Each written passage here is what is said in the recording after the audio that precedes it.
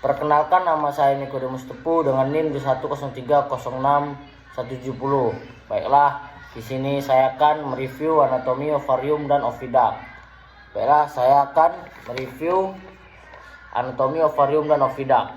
Saluran unggas betina terdiri atas ovarium dan juga saluran oviduct.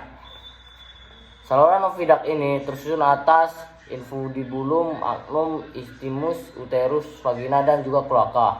Yang pertama, ovarium. Ovarium ini merupakan tempat sintetis hormon steroid seksual, gametogenesis, dan perkembangan serta pemasakan kuning telur atau folikel. Selanjutnya yaitu infundibulum. Infundibulum ini memiliki panjang sekitar 9 cm. Infundibulum ini berfungsi untuk menangkap yolk yang sudah matang yang berasal dari ovarium sehingga yolk bisa masuk ke dalam saluran oviduct. Selanjutnya menuju ke magnum. Magnum ini memiliki panjang sekitar 33 cm yang berfungsi untuk sintetis albumen kental dan cair serta sintesis kalaja. Proses ini berlangsung sekitar 3 jam. Selanjutnya yaitu isthmus. Isthmus ini memiliki panjang kira-kira 10 cm. Pada isthmus ini terjadi sintetis membran kerabang yang berlangsung selama 1 hingga 2 jam. Selanjutnya ke uterus. Uterus ini memiliki panjang kira-kira 10-12 cm. Pada uterus ini terjadi dehidrasi putih telur atau plumping, kemudian pembentukan kerabang telur. Proses ini memakan waktu sekitar 18 hingga 21 jam. Selanjutnya yaitu ada vagina. Pada vagina terjadi pembentukan kutikula. Telur melewati vagina secara cepat sekitar 3 menit.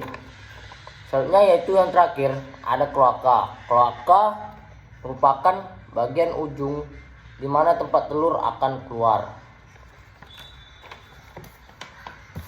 Selanjutnya saya akan mereview sintetis shock.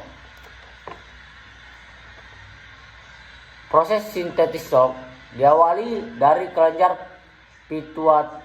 pituitari yang melepaskan hormon gonadotropin yang menembus ke thecal layer, akan menghasilkan hormon estrogen yang dimana hormon estrogen ini berfungsi untuk mensintesis bahan penyusun yolk yaitu asam amino, fosfor, kalsium, dan juga lipid. Proses ini terjadi di nukleus pada hati. Kemudian hasil sintetis pada hati ini akan menghasilkan beta lipoprotein dan juga vitellogenin, yang mana beta lipoprotein akan menembus 2 lapisan yaitu thecal layer dan granulosa layer. Selanjutnya vitellogenin akan terbagi menjadi lipovitelin dan juga fosfitin, yang mana akan menembus 2 lapisan yaitu thecal layer dan granulosa layer sehingga akan menghasilkan yolk. Selanjutnya saya akan menjelaskan sintetis albumen. Sintetis albumen terjadi pada magnum. Albumen akan disekresikan dan dikontrol oleh hormon estrogen yang larut dalam lemak. Molekul estrogen ini akan melewati membran sel dan diikat oleh reseptor estrogen. Kompleks estrogen dan reseptornya tidak aktif sehingga menjadi 5 kali, kemudian masuk ke dalam nukleus dan berinteraksi dengan kromosom, menyebabkan gen tertentu dibentuk menjadi mRNA.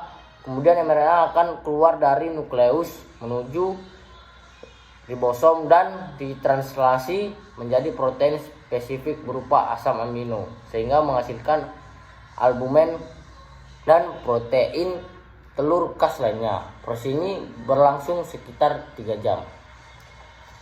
Lalu yang terakhir saya akan menjelaskan atau mereview sintetis kerabang. Sintetis kerabang ini terjadi di dalam uterus selama 18 hingga 21 jam. Sintetis kerabang terjadi dikarenakan adanya kalsium karbonat yang berada di dalam plasma darah. Ion karbonat ini berasal dari hasil metabolik mukosa sel kelenjar kerabang, yaitu CO2 ditambah H2O menghasilkan asam karbonat yang dibantu oleh enzim karbonik anhidrase. Kemudian asam karbonat ini akan dipecah menjadi HCO3 ditambah H positif. Kemudian asam akan masuk ke dalam cairan dalam kelenjar kerabang dan kemudian melepaskan hidrogen. Lalu kalsium dari plasma darah akan masuk ke mukosa sel kelenjar kerabang, kemudian masuk ke cairan dalam kelenjar kerabang, kemudian bergabung dengan CO3 menghasilkan kalsium karbonat, yaitu kerabang telur.